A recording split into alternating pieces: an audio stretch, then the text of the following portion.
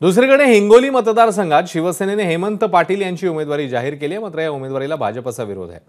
यानंतर हेमंत पाटील यांची उमेदवारी कापली जाईल अशी शक्यता आहे। त्यामुळे हेमंत पाटील तातडीने मुंबईकडे रवाना झाले आणि मुख्यमंत्र्यांच्या भेटीला पोहोचले।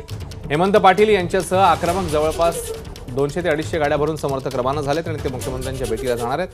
हेमंत पाटील यांची उमेदवारी बदलू नये ही मागणी मुख्यमंत्री एकनाथ शिंदे यांच्याकडे शिवसैनिक करणार आहेत आणि जर उमेदवारी बदलली तर आम्ही पदाचे राजीनामे देऊ आणि महायुतीचं काम करणार नाही अशी भूमिका आता या शिवसैनिकांनी घेतली। दरम्यान हिंगोलीची जागा शिवसेना लढवेल तर नांदेडची जागा भाजपची आहे असं शिवसेना आमदार संजय शिरसाट म्हणतात। कार्यकर्त्यांनी विचलित होऊ नये असंही त्यांनी म्हटलंय।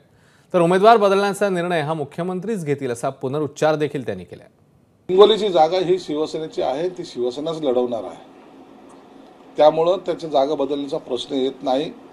नांदेडची जागा जी आहे ती भाजपची आहे, ती भाजपला दिलेली ती जागा बदलण्याचा प्रश्न येत नाही। कोणत्याही कार्यकर्त्यांनी यासाठी विचलित होऊ नये। ज्या शिवसेनेच्या जागा आहेत त्या शिवसेनेच्या राहतील, ज्या भाजपच्या आहेत त्या भाजपच्या राहतील।